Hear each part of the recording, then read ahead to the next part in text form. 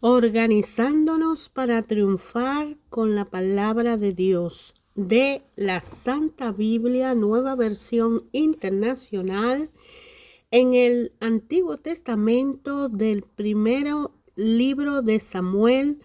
Vamos a continuar estudiando desde el capítulo 18 en adelante. Envidia de Saúl. Una vez que David y Saúl terminaron de hablar, Saúl tomó a David a su servicio y desde ese día no lo dejó volver a la casa de su padre. Jonatán, por su parte, entabló con David una amistad extrañable y llegó a quererlo como a sí mismo. Tanto lo quería que hizo un pacto con él. Se quitó el manto que llevaba puesto y se lo dio a David. También le dio su túnica y aún su espada, su arco y su cinturón. Cualquier encargo que David recibía de Saúl lo cumplía con éxito, de modo que Saúl lo puso al mando de todo su ejército con la aprobación de los soldados de Saúl y hasta de sus oficiales. Ahora bien, cuando el ejército regresó después de haber matado a David al filisteo, de todos los pueblos de Israel salían mujeres a recibir al rey Saúl. Al son de liras y panderetas, cantaban y bailaban y exclamaban con gran regocijo: Saúl destruyó a un ejército, pero David aniquiló a 10. Disgustado por lo que decían, Saúl se enfureció y protestó: a David le dan crédito por 10 ejércitos, pero a mí por uno solo. Lo único que falta es que le den el reino. Y a partir de esa ocasión, Saúl empezó a mirar a David con recelo. Al día siguiente, el espíritu maligno de parte de Dios se apoderó de Saúl, quien cayó en trance en su propio palacio. Andaba con una lanza en la mano y mientras David tocaba el arpa como era su costumbre, Saúl se la arrojó, pensando: a este lo clavo en la pared. 2 veces lo intentó, pero David logró esquivar la lanza. Saúl sabía que el Señor lo había abandonado y que ahora estaba con David. Por eso tuvo temor de David y lo alejó de su presencia, nombrándolo jefe de 1000 soldados para que dirigiera al ejército en campaña. David tuvo éxito con todas sus expediciones porque el Señor estaba con él. Al ver el éxito de David, Saúl se llenó de temor.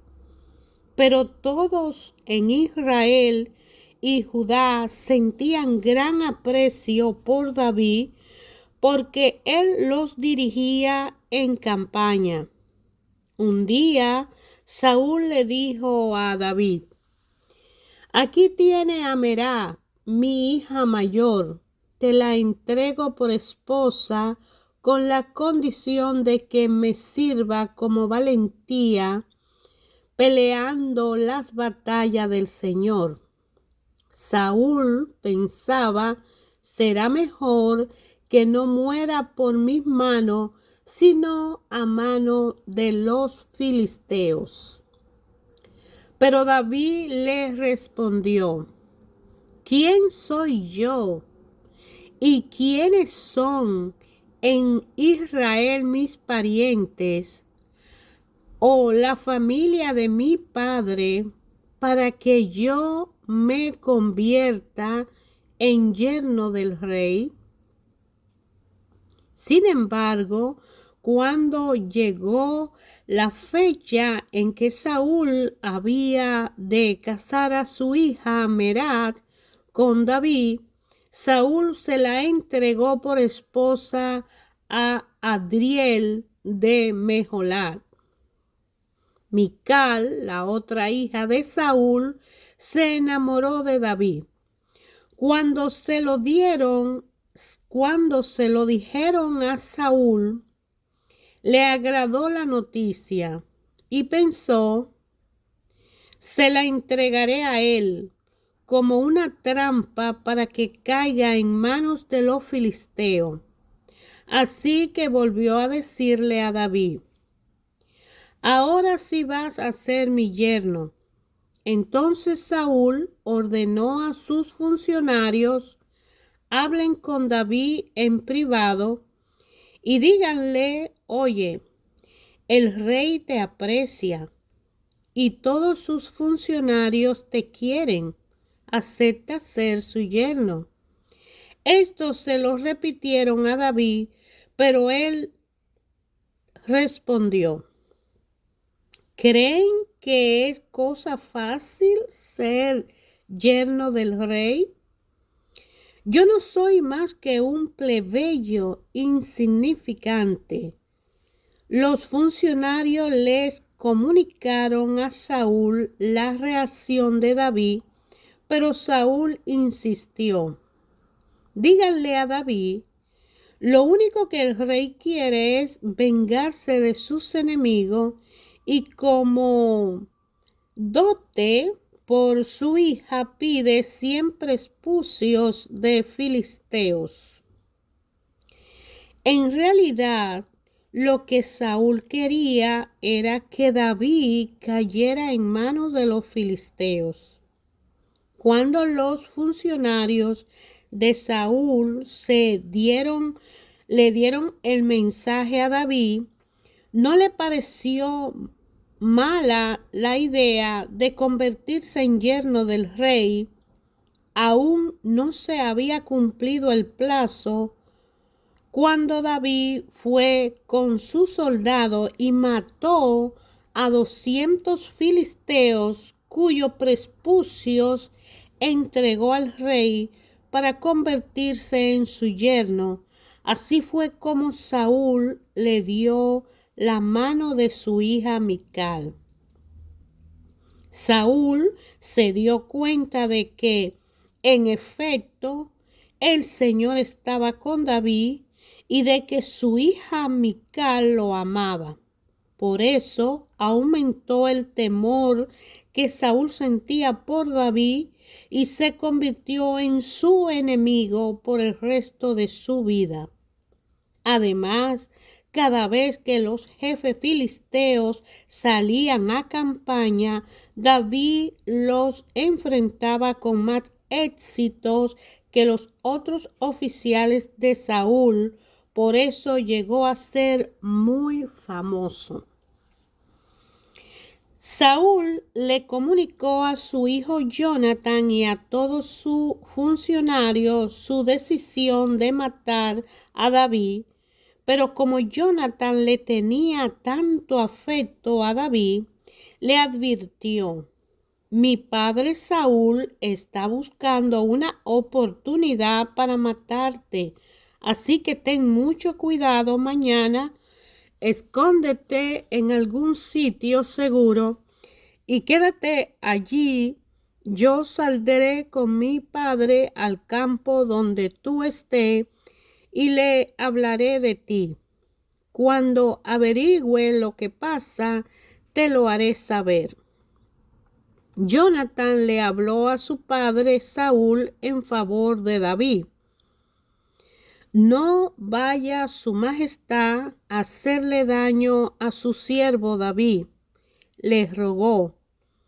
Él no le ha hecho ningún mal, al contrario, lo que ha hecho ha sido de gran beneficio para su majestad. Para matar al filisteo, arriesgó su propia vida y el Señor le dio una gran victoria a todo Israel. Su majestad mismo lo vio y se alegró. ¿Por qué has de hacerle daño a un inocente y matar a David sin motivo? Saúl le hizo caso a Jonatán y exclamó: tan cierto como que el Señor vive, te juro que David no morirá. Entonces Jonatán llamó a David y, después de contarle toda la conversación, lo llevó ante Saúl para que estuviera a su servicio como antes. Volvió a estallar la guerra. David salió a pelear contra los filisteos y lo combatió con tal violencia que tuvieron que huir. Sin embargo, un espíritu maligno de parte del Señor se apoderó de Saúl. Estaba sentado en el palacio con una lanza en las manos mientras David tocaba el arpa. Intentó clavarlo en la pared con la lanza, pero David esquivó el golpe de Saúl, de modo que la lanza quedó clavada en la pared. Esa misma noche, David se dio a la fuga. Entonces Saúl mandó a varios hombres a casa de David para que lo vigilaran durante la noche y lo mataran al día siguiente. Pero Mical, la esposa de David, le advirtió: si no te pone a salvo esta noche, mañana será hombre muerto. Enseguida ella descolgó a David por la ventana y así él pudo escapar. Luego Mical tomó un ídolo y lo puso en la cama con un tejido de pelo de cabra en la cabeza y lo cubrió con una sábana.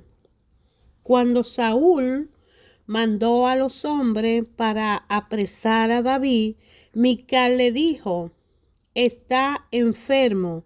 Pero Saúl los mandó de nuevo a buscar a David cuando esté en cama. Tráiganmelo aquí para matarlo. Al entrar en la casa, los hombres vieron que lo que estaba en la cama era un ídolo con un tejido de pelo de cabra en la cabeza. Entonces Saúl le reclamó a Mical: ¿por qué me has engañado así? ¿Por qué dejaste escapar a mi enemigo? Ella respondió: él me amenazó con matarme si no lo dejaba escapar. Después de huir y ponerse a salvo, David fue a Ramá para ver a Samuel y contarle todo lo que Saúl le había hecho. Entonces los dos se fueron a vivir a Nayot. Cuando Saúl se enteró de que David estaba en Nayot de Ramá, mandó a sus hombres para que lo apresaran. Pero se encontraron con un grupo de profetas dirigidos por Samuel que estaban profetizando. Entonces el Espíritu de Dios vino con poder sobre los hombres de Saúl y también ellos cayeron en trance profético. Al oír la noticia, Saúl envió otro grupo, pero ellos también cayeron en trances. Luego mandó un tercer grupo y le pasó lo mismo. Por fin, Saúl en persona fue a Ramá y llegó al gran pozo que está en Secú. ¿Dónde está Samuel y David?, preguntó. En Nayot de Ramá, alguien le respondió. Saúl se dirigió entonces hacia allá, pero el Espíritu de Dios vino con poder también sobre él, y Saúl estuvo en trance profético por todo el camino, hasta llegar a Nayot de Ramá. Luego se quitó la ropa y desnudo en el suelo estuvo en trance en presencia de Samuel todo el día y toda la noche. De ahí viene el dicho: ¿acaso también Saúl es uno de los profetas? David huyó de Nayot de Ramá y fue donde estaba Jonatán. ¿Qué he hecho yo?, le preguntó. ¿Qué crimen o delito he cometido contra tu padre para que él quiera matarme? ¿Morir tú? De ninguna manera, respondió Jonatán. Mi padre no hace nada, por insignificante que sea, sin que me lo diga. ¿Por qué me lo habría de ocultar? Eso no es posible. Pero David juró y perjuró. Tu padre sabe muy bien que tú me estimas, así que seguramente habrá pensado: Jonatán no debe enterarse, para que no se disguste. Pero tan cierto como que el Señor y tú viven, te aseguro que estoy a un paso de la muerte. Dime qué quiere que haga y lo haré, le respondió Jonatán. ¿Sabes?, dijo David, mañana es la fiesta de Luna Nueva y se supone que yo debo sentarme a la mesa para comer con el rey. Pues bien, deja que me esconda en el campo hasta pasado mañana por la tarde. Si tu padre me extraña, dile que yo insistí en que me dejara ir enseguida a Belén, mi pueblo, pues toda mi familia estaba reunida ya para celebrar su sacrificio anual. Si él responde que está bien, entonces no corro ningún peligro. Pero si se enfurece, con eso sabrá que ha decidido acabar conmigo, ya que en presencia del Señor ha hecho un pacto conmigo, que soy tu servidor. Te ruego que me sea leal. Si me considera culpable, no hace falta que me entregue a tu padre. Mátame tú mismo. No diga tal cosa, exclamó Jonatán. Si llegara a enterarme de que mi padre ha decidido hacerte algún daño, ¿no crees que te lo diría? David le preguntó: si tu padre te responde de mal modo, ¿quién me lo hará saber? Por toda respuesta, Jonatán invitó a David a salir al campo. Una vez allí le dijo: David, te juro por el Señor, Dios de Israel, que a más tardar pasado mañana a esta hora averiguaré lo que piensa mi padre. Si no corre peligro de alguna manera, te lo haré saber. Pero si mi padre intenta hacerte daño y yo no te aviso para que pueda escapar, que el Señor me castigue sin piedad y que esté conmigo como estuvo con mi padre. Y si todavía estoy vivo cuando el Señor te muestre su bondad, te pido que también tú seas bondadoso conmigo y no dejes que me maten.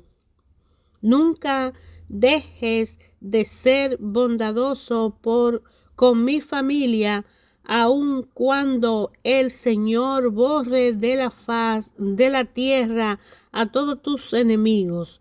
Que el Señor pida cuenta de estos a tus enemigos. De este modo, Jonatán hizo un pacto con la familia de David, pues quería a David como a sí mismo. Por ese cariño que le tenía, le pidió a David confirmar el pacto bajo juramento. Además les dijo: mañana es la fiesta de Luna Nueva. Cuando vean tu asiento desocupado, te van a extrañar. Pasado mañana, sin falta, ve a donde te escondiste la otra vez y quédate junto a la piedra de Ezel. Yo fingiré estar tirando al blanco y lanzaré 3 flechas en esa dirección. Entonces le diré a unos de mis criados que vaya a buscarla. Si le digo: mira, la flecha está más acá, recógela, eso querrá decir que no hay peligro y podrá salir sin ninguna preocupación. Tan cierto como que el Señor vive. Pero si le digo: mira, la flecha está más allá, eso querrá decir que el Señor quiere que te vaya, así que escápate. Que el Señor sea siempre contigo del juramento que tú y yo no hemos hecho. Que el Señor sea siempre testigo del juramento que tú y yo nos hemos hecho. David se escondió en el campo. Cuando llegó la fiesta de Luna Nueva, el rey se sentó a la mesa para comer, ocupando, como de costumbre, el puesto junto a la pared. Jonatán se sentó enfrente, mientras que Abner se acomodó a un lado de Saúl. El asiento de David quedó desocupado. Ese día Saúl no dijo nada, pues pensó: algo le habrá pasado a David que lo dejó ritualmente impuro y seguramente no pudo purificarse. Pero como al día siguiente, que era el segundo del mes, el puesto de David seguía desocupado, Saúl le preguntó a Jonatán: ¿cómo es que ni ayer ni hoy vino el hijo de Isaí a la comida? Jonatán respondió: David me insistió en que le diera permiso para ir a Belén. Me dijo: por favor, déjame ir. Mi familia va a celebrar el sacrificio anual en nuestro pueblo y mi hermano me ha ordenado que vaya. Hazme este favor y permite que me dé una escapada para ver a mis hermanos. Por eso es que David no se ha sentado a comer con su majestad. Al oír esto, Saúl se enfureció con Jonatán. Hijo de mala madre, exclamó: ¿crees que no sé que eres muy amigo del hijo de Isaí? Para vergüenza tuya y de tu desgraciada madre, mientras el hijo de Isaí viva en esta tierra, ni tú ni tu reino estará seguro. Así que manda a buscarlo y tráemelo, pues está condenado a morir. ¿Y por qué has de morir?, le reclamó Jonatán. ¿Qué mal ha hecho? Por toda respuesta, Saúl le arrojó su lanza para herirlo. Así Jonatán se convenció de que su padre quiso matarle.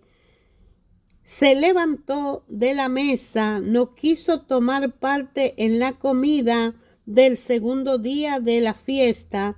Estaba muy afligido porque su padre había insultado a David. Por la mañana, Jonatán salió al campo para encontrarse con David. Uno de sus criados más jóvenes lo acompañaba. Jonatán le dijo: corre a buscar la flecha que voy a lanzar. El criado se echó a correr y Jonatán lanzó una flecha que lo sobrepasó. Cuando el criado llegó al lugar donde la flecha había caído, Jonatán le gritó: más allá, la flecha está más allá. Date prisa, no te detenga. Y así continuó gritándoles Jonatán. Cuando el criado recogió la flecha y se la trajo a su mano, lo hizo sin sospechar nada, pues solo Jonatán y David sabían de qué se trataba. Entonces Jonatán le dio su arma al criado. Vete, le dijo, llévala de vuelta a la ciudad. En cuanto el criado se fue, David salió de su escondite y luego de inclinarse 3 veces se postró rostro en tierra. Enseguida se besaron y lloraron juntos hasta que David se desahogó.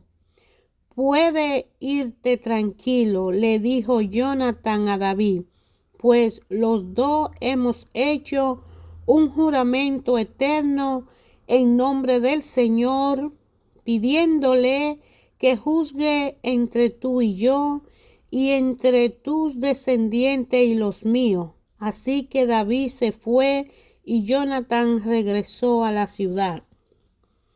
Cuando David llegó a Nob, fue a ver al sacerdote Ahimelech, quien al encontrarse con David se puso nervioso. ¿Por qué vienes solo?, le preguntó. ¿Cómo es que nadie te acompaña? David le respondió: vengo por orden del rey, pero nadie debe saber a qué me ha enviado ni cuál es esa orden. En cuanto a mis hombres, ya le he indicado dónde encontrarnos. ¿Qué provisiones tiene a mano? Dame unos 5 panes o algo más que tenga. No tengo a mano pan común y corriente, le contestó el sacerdote.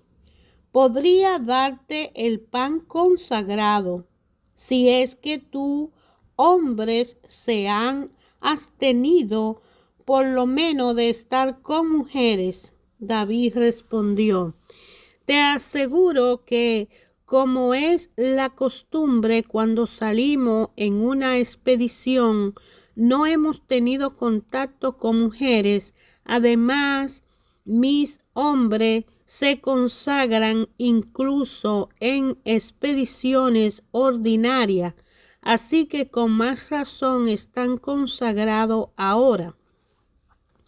Por tanto, el sacerdote le entregó a David el pan consagrado, ya que no había otro. Era el pan de la presencia que habían sido quitado de delante del Señor y reemplazado por el pan caliente del día. Aquel día estaban allí unos de los oficiales de Saúl que había tenido que quedarse en el santuario del Señor. Se trataba de un edomista llamado Doeg, que era jefe de los pastores de Saúl. Más tarde, David le preguntó a Ahimelech: ¿no tienes a mano una lanza o una espada?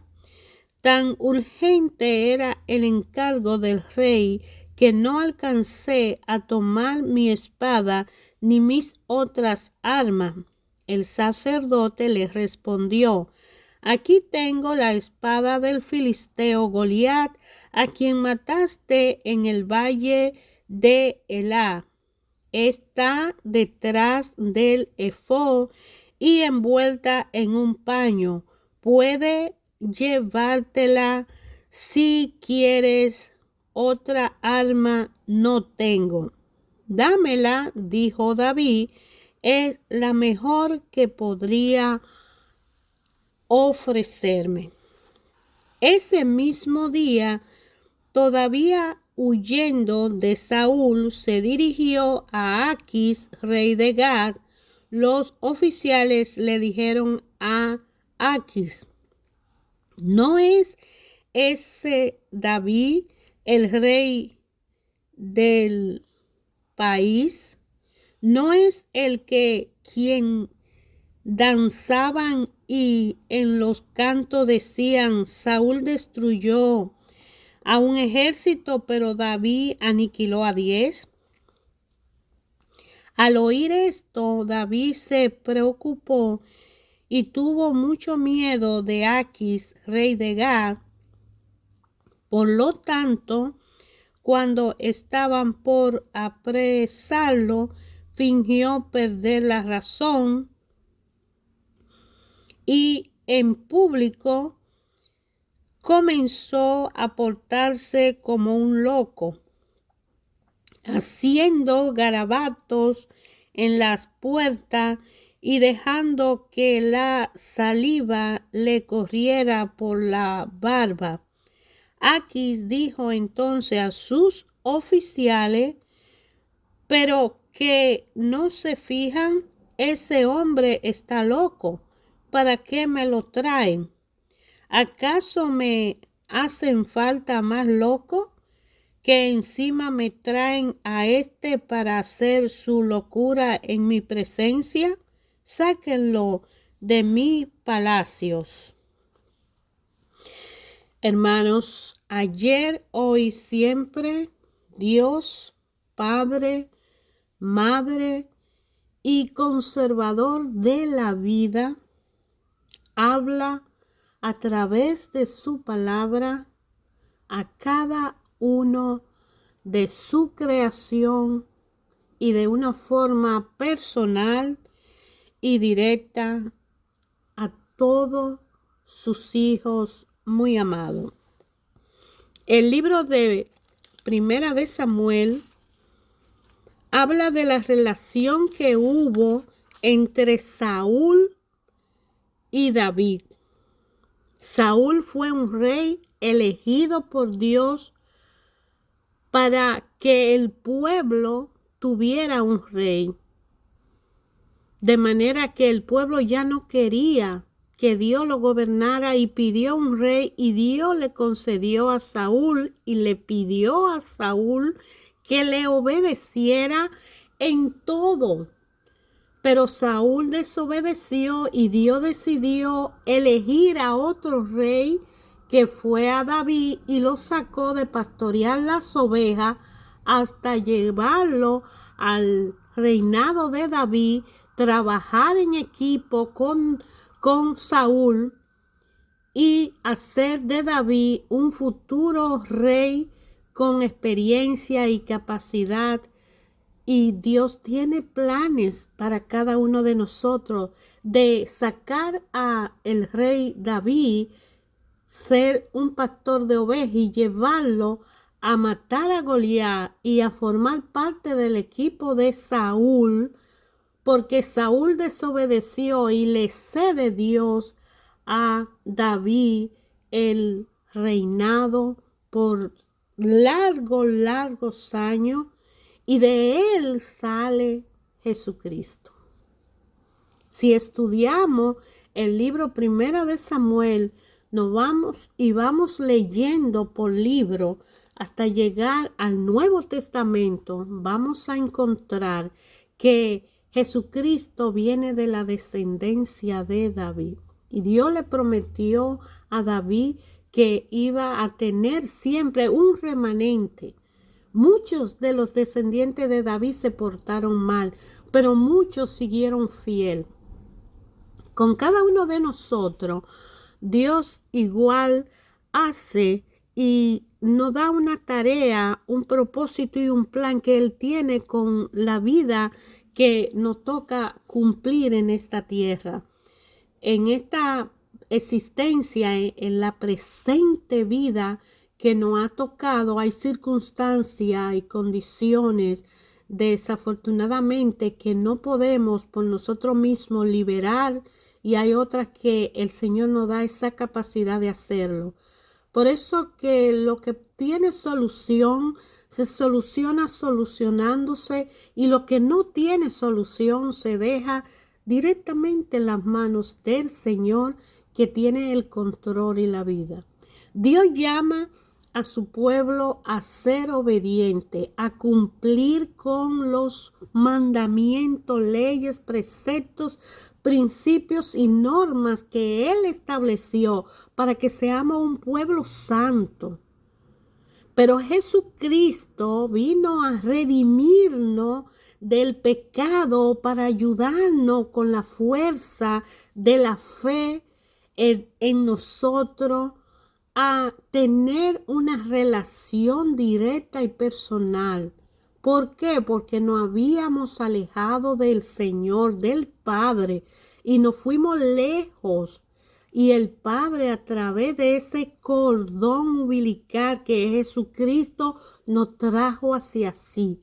Para tener con Él una relación personal, necesitamos de la fuerza, dirección, capacidad y protección de Jesucristo, y para eso debemos aceptarlo como nuestro Señor y Salvador de nuestra vida, entregar nuestra vida a Él, al hombre o mujer que somos, para que Él haga con nosotros la personalidad, el ser humano y la capacidad de aumentar esa fe en nuestro Señor y Salvador, y de la mano del Espíritu Santo poder tener una relación personal con el Padre, conocer y hacer los propósitos, el plan y las metas que nos corresponde a cada uno de una forma personal, directa, independiente, y particularmente para así llevar al propósito nuestra vida y cumplir con Dios. Nosotros estamos llamados a ser estudiantes, discípulos y ser maestros. Somos discípulos de Jesucristo, pero somos también el maestro que lleva la responsabilidad de enseñar a los hermanos pequeños en conocimiento, porque a través del esfuerzo, de la entrega, de la paciencia y los dones que el Espíritu Santo nos supla, nosotros fortalecer esos dones, serle fiel, honesto y cumplir hasta el final, para poder así entregarnos a ser esa escuela de donde otros van a aprender.